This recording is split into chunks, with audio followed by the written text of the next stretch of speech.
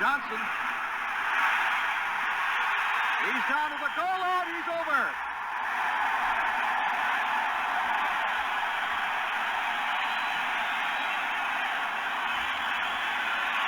Well, hello. Thank you so much for taking time out any day to check out this video. And welcome to the Gridiron. And before I get started, I just want to say thank you so much to everybody who's subscribed to my channel, anybody's watched any of my videos, anybody's given any of my videos a like, or maybe left a comment. Thank you so much. I greatly appreciate it. I'm just trying to help get my channel up and off the ground, up and running, and anything you guys can do, I greatly appreciate it. So thank you so much. I saw it was probably a little over a week ago. Well, I'll do in the description box to leave a link to the story so you can follow along if you want. But I saw an article. It was it's called "Giants' Young Edge Rushers Turn to MMA to Improve Their Hand-Eye Coordination." Pretty cool. Well, what it is the defensive line coach, Sean Spencer, a.k.a. Captain Chaos. Well, he paired Lorenzo Carter and Oshane the X-Man, Ximines, with a mixed martial arts trainer called Bruce Lombard. He knew Bruce Lombard because Captain Chaos used to be with Penn State, and Bruce Lombard was out there by Happy Valley, and that's how they kind of came across each other, because they were both out in Western Pennsylvania when Spencer was it was with Penn State. So he was trying to possibly get some of the guys to see Bruce Lombard, to help with the hands and all that, the mixed martial art drills to help their hands and their hand speed and everything. But with the virus going around, it made things very difficult. But now things are getting a little more lax. Now they're able to go out there and visit Bruce Lombard. He's putting them through their paces. Now Lombard, basically his goal is to make the players' hands quicker and better by getting them getting their timing right. Okay, they also try to work on and improve their hand-eye coordination. So Lombard, he uses something called Wing Chun, but it was invented by somebody you might know, Bruce Lee. So it's what Lombard says. A lot of guys out there, they're working on like weight training, and they're doing drills with their feet to get maybe get their feet quicker or whatever like that. But he said now a lot of guys are working on their hands, which is huge. A lot of these guys, like Lorenzo Carter, I remember when he came out of college, he was like a freak. All right, he had all the necessary tools to be a good edge rusher, and it just hasn't really proved out. But what a lot of guys do is in high school and college, just with their natural athletic ability, the guys they're going up against, they can either run around, bend the corner, get around them, or maybe bull rush them. They don't really need a whole lot of tools in their arsenal to get a lot of pressure or hits or sacks. If they're just that freaky kind of an athlete, you can get by with kind of like one move. It's kind of like in baseball.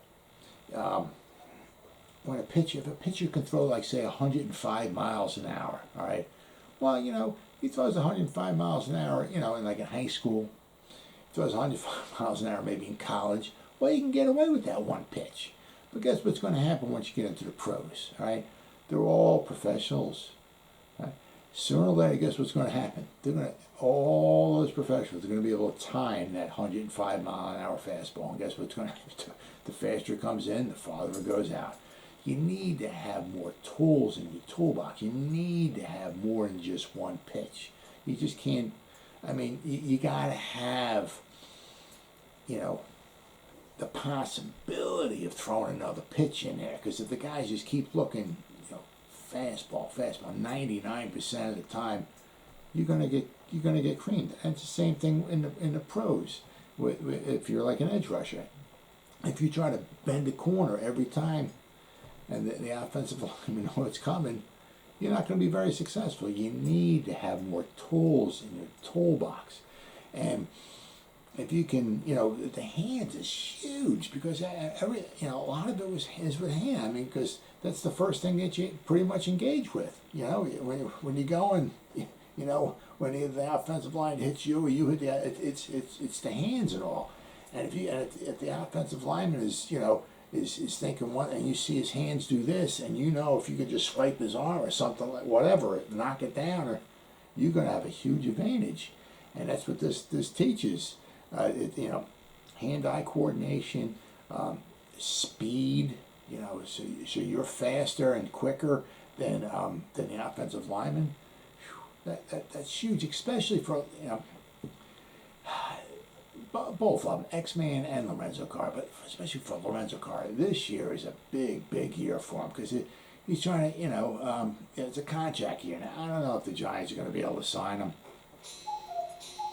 We have some big studs coming up. I don't know how. I mean, between like Will Hernandez, Evan Ingram, Jabrill Peppers, Lorenzo Carter, I don't know how many of these guys we're going to be able to re-sign.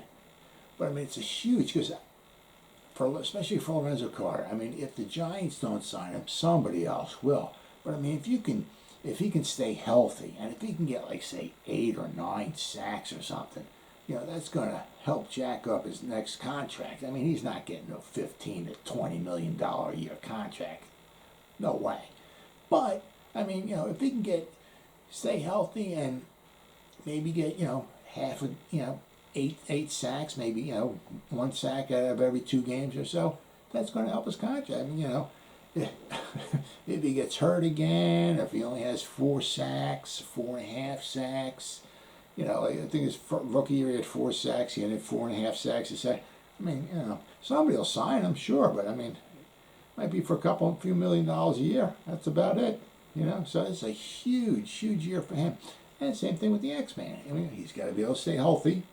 And let's see if he can, build and, work his way up to 6 sacks, 7 sacks.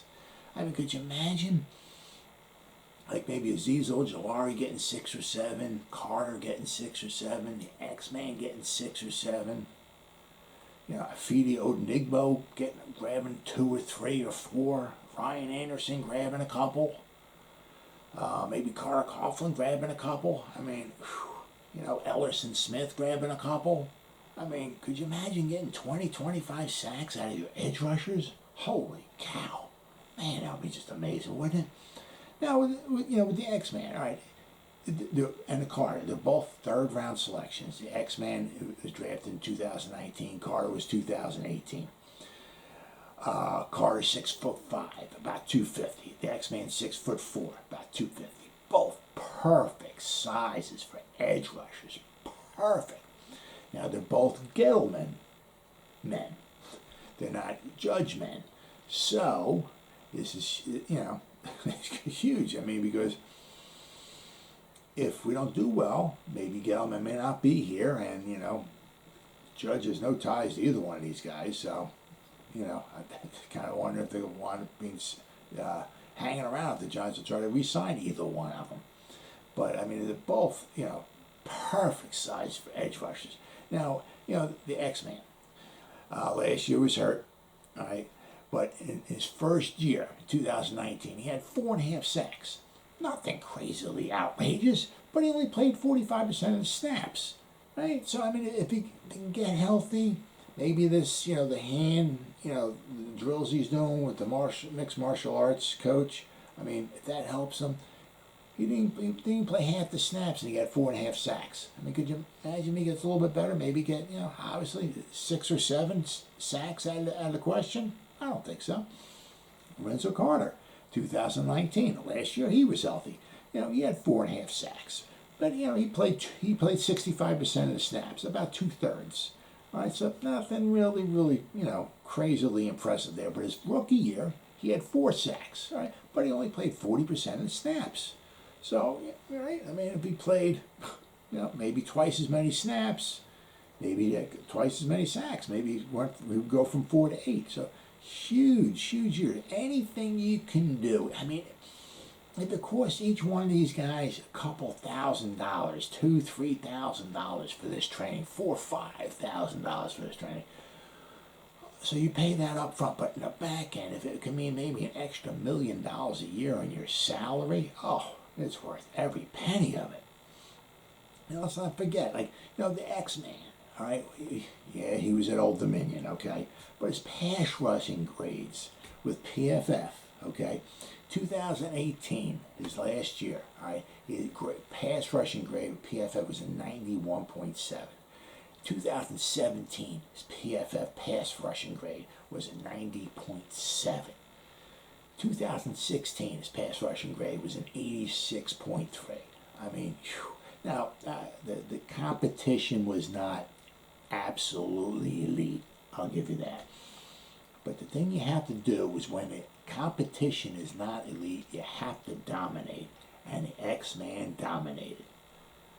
Lorenzo Carter, okay? Now, his last year at Georgia, okay, his pass rushing grade wasn't unbelievable, but it was a 75.5. But he went up against the top of the top. He played against Alabama. He played against Oklahoma in 2007. He played against Auburn. He played against Florida. Week 2 of that season, they played at Notre Dame, who typically every year has one of the best offensive lines in all of college football. And in that game at Notre Dame, his PFF pass rushing grade was a 91.3. I mean, he kicked butt in that game. He did phenomenal. Now, everybody needs, some coaching. Everybody needs some tips and some,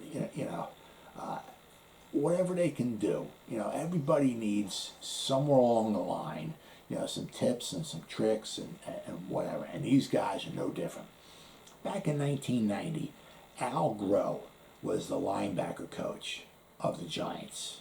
Okay, he went up to Lawrence Taylor. 1990. This is the season the Giants won their second Super Bowl. He went up to Lawrence Taylor and he said, I've been looking at some film on you. I guess he was looking at film maybe from the 89 or 88 season. Because let's not forget, 1990, that was Lawrence Taylor's 10th season in the NFL. If you ever seen him play, the man gets spewed all on the field. He left everything on the field. He dove. He did whatever it took on every play. He gave up his body on every play. So he was starting to wear down a little bit, okay? So Al Groh went up to him and said, I'm kind of noticing that some guys that have been blocking you over the past year or so, in the past, early in your career, they couldn't block you, but now they are. So we have a little predicament here. I can either teach you to be a great edge rusher, and it gets you a lot of sacks, or I can teach you to be the best linebacker, all-around linebacker that you can possibly be. Lawrence Taylor thought for a second and said, I want to be the best all-around linebacker that I can possibly be. And that's what Al Groh did. Al Groh taught him to be an all-around linebacker. That's why, his sacks the last few years weren't off the chart. He was wearing down, okay, but he was still an absolutely phenomenal linebacker. And I'll tell you what, if Lawrence Taylor needs some tips and some tricks and some help somewhere along the line, there ain't no reason why these two guys, the X-Man and Carter, can't do the same. Well, as always, guys, thank you so much for taking time out of your day to check out this video. You guys stay safe out there, and go Giants! Woo!